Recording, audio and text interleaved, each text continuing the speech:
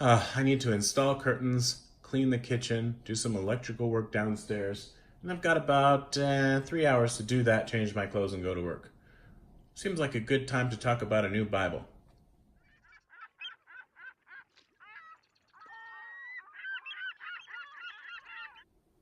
Hello, friends. Welcome back. Or if you're a first timer, please come back. Yeah, so this video could be a little controversial. I don't know. So I want to make some kind of disclaimerage here so that I can speak kind of more freely as I'm talking about things. I love Allan. I love the history of Allan. I love the Yap. They don't all have the Yap, but anyway. And I think they're a great company. Great customer service, after service, in my experience at least.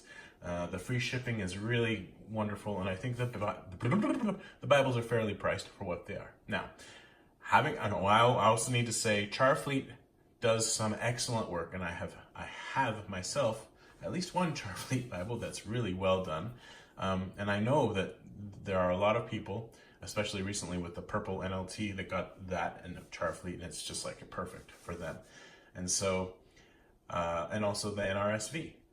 So I think Charfleet's a good company, and I think Allan's a good company.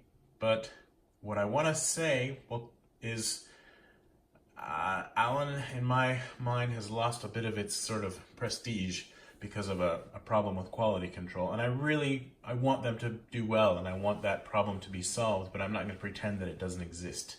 Okay, so now that that's out of the way.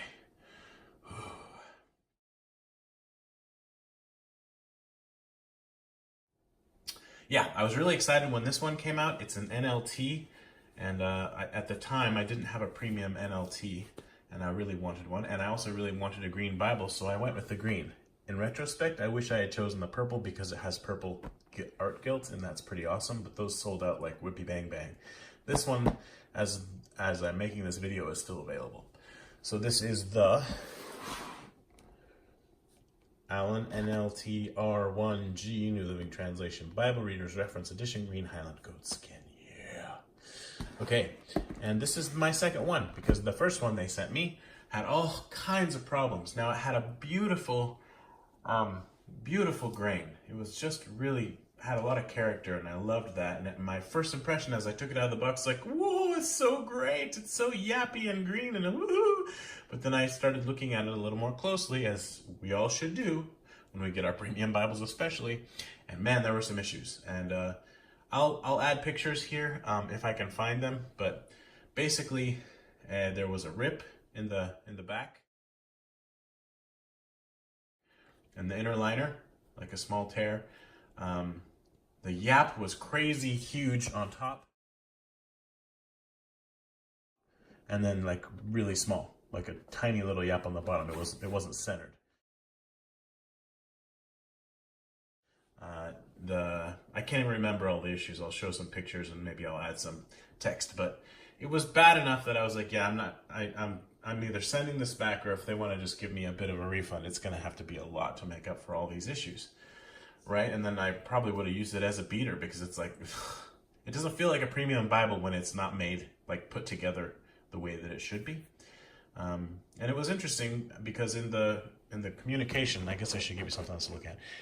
The thing that they focused on was the rip in the back, but for me, like that was an issue, of course, but it was so off-centered it wasn't even funny. So anyway, this one's much better. However, as you'll see, it's not perfect, but I want to focus on the good too. So here we go. Of course, it came wrapped in the white paper, and I kept that partly because I wasn't sure if I was going to send it back or not, but also because it's not a hard thing to do. So, get the box out of the way. This smells awesome. It smells like you'd expect it to smell. And the Yap is really nice. First impressions, it's enough to cover everything. Now, so one of the first things I checked was, is the top the same as the bottom?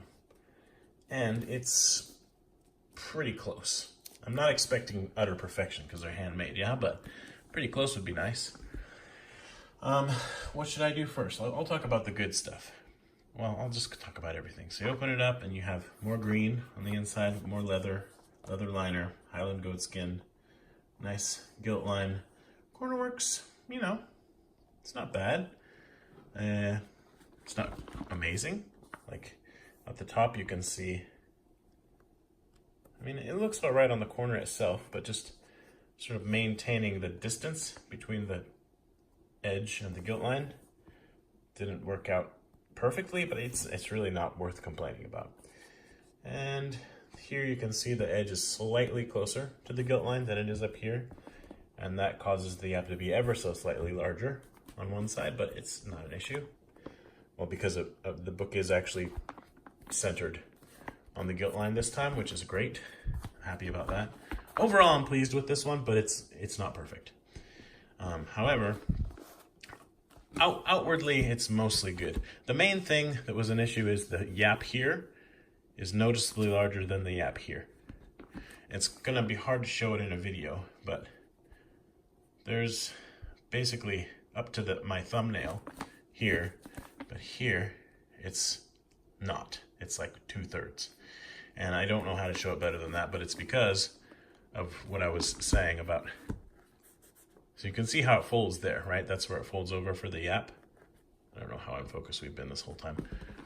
And I don't want to beat a dead horse on this, but anyway, it's so much better than my first one. The book block's printed in China, and it's the slimline center column reference edition large print. Now this is an excellent NLT edition. The paper is okay, you know, it's not line matched, the text is okay. There's a lot of things about it that are just okay. However, let's talk about what's awesome. Okay, I'll show you this because I have to show you this, right? Obviously there's the art guild and it's good-ish, pretty good. But yeah, you get all this introduction to the New Living Translation and all that kind of stuff, which I don't, do people care about this? What's also interesting, and I'm only now just realizing this, there's no like presentation page. Wow, that's kind of funny. So there's no presentation page, and I don't care, but there isn't. No presentation page and no lined paper in the back. So if I could choose, I would rather have them than not have them, because I think more is better, and I'm not trying to have this be my Bible that I throw in my bag. But I'm not bothered by the lack of either of those because I don't use the lined paper and I don't use the presentation pages. So, all right then. So yeah, what I like about this is, can you see that? That was on there. It's hard to see. Man, stuff doesn't show up on video when you want it to, and I'm not going to stress over it. Okay, there's a bit of show through, but it's not intolerable. You can see here that the text block is shifted to the right a little bit. It's just a bit off center, so that causes the yap on the front flap to be more than the back flap. And also, as I'll show later in the video, the spine is slightly off centered as well. So that was a bit of a bummer, but it's acceptable, I guess. Anyway, there is a bit of show through, but it doesn't make it hard to read. All right, going on, it's a red letter. The red letters, trying to decide if they're consistent all the way. I feel like I was looking at it the other day and I compared a couple pages and one page was a little darker than the next.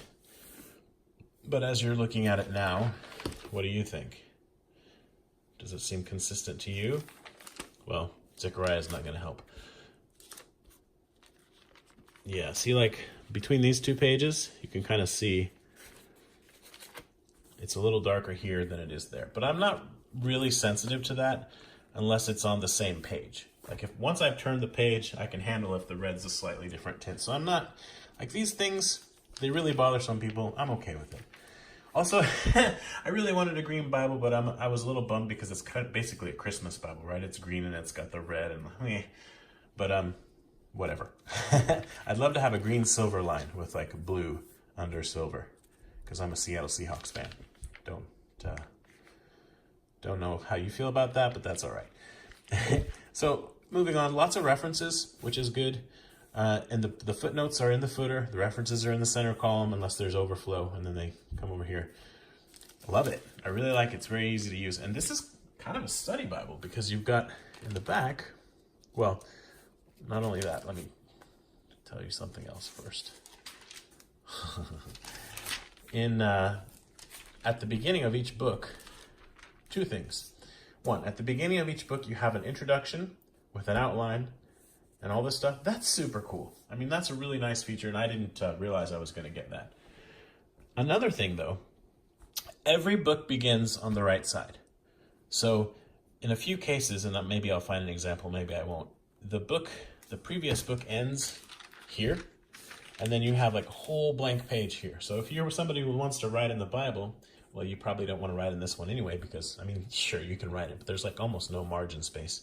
There's enough for symbols, you know, but there's lots of that. They separate the books nicely, which is like one of the very few complaints I have about Cambridge, because they just run them together. Anyway, rambling on I go. Already at 10 minutes. Wonderful. That's pre-editing, though. Who knows? Okay, so there's an example. Well, this is a really good example, actually. James ends there. Then you've got all that. And then you would expect that 1 Peter would start here. But nope, they give you a whole other page. So that's generous. That it adds a lot of extra space for writing stuff if you want to write stuff. Or maybe you want to put stickers of Mickey Mouse there. I don't know. That's what my daughter would want to do, I reckon. Okay, same thing here. 1 Peter ends. You get a whole page, and then on to the next one. Okay, so that's the scriptures. And when you get to the end here, which is not far away since we're in 2 Peter, you get something else, and probably Allan talks about on Bibles Direct, because that's where I always buy my Allans, what all's in it. But I didn't pay attention. I was like, it's great, it's an NLT, bye. And that was how that worked. So yeah, I ended up sending mine back, and they sent me this one. And they paid for the return shipping as well, so that was cool. And they checked this one themselves, so that was also cool. But I'm not done complaining yet. Anyway, NLT Word Study System with Hebrew Greek Dictionary and Index. Awesome. This is such a neat little bonus. I'm happy if I even get a concordance, and I got this as well. This is a super groovy thingy-mabobber, and it shows, it's not obviously exhaustive, but it shows different places where the same, in this case Hebrew, appears, and so you can do a bit of a mini word study without having to get any other books or get out your smartphone or whatever. Okay, and granted, that's not a super long section, but it's enough to give you some stuff to do for a while, right? Grace. All right, and then what are we going to do next? We're going to look at the concordance, which is a good concordance, because, I mean, anytime you have proper names and the entry is this long, that's pretty sweet, right? I often use Samson, Aaron as well, because that's the easy one to check. It's the first entry always. And then Samson to compare. Some people, and I'm thinking of Randy again, Nanda, Bible Review, I can't remember the name of his channel. Anyway, Randy, he's great. He always seems to go to God and look at how much it is, and that's good because it's one of the entries, or maybe the entry that has the most listings. However, where's God? I'm looking for God. I can't find God. I found God. Okay, I just spit on my Bible. I'm pretty sure. Where'd it go? Stupid. Anyway, God. So you get a little more than one whole column of God. But it's a good concordance. I like it. It pleases me. And now I feel like I want to... I don't know what happened. Anyway, moving on. If I didn't cut that out, well, that means that you just gotta... You're having a lucky day, if luck were a thing.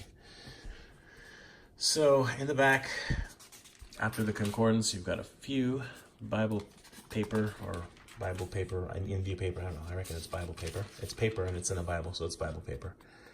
Blank pages. And then, you have maps, and these maps, 2, 3, 4, I already forgot how to count. It's like your standard fare. You get your 8 pages of maps. Now I have a running nose. Allergies, yay. And then more blank pages in the back.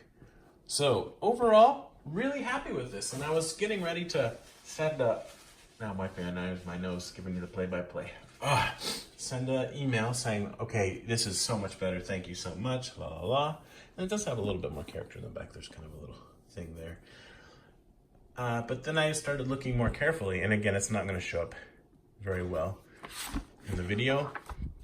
But I was going through the first pages.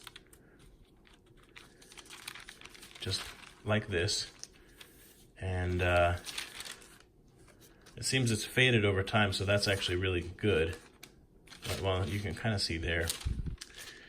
There were a couple places in the Bible where there were little, like, pieces of grease. And I mean, I don't know how to...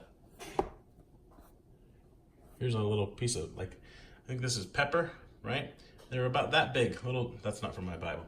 But little spots like that. And I did my best to get them off without making any mark, but where they had been, they left little stains. There's a little stain there, and it's probably not going to show up at all in the video. And to be fair, it doesn't really bother me when I use it, but when I get a brand new Bible, I mean, I'm pretty sure I just spit on it, to be fair. Probably more than once, because I'm talking over the top of my Bible. You know, there's moisture, people.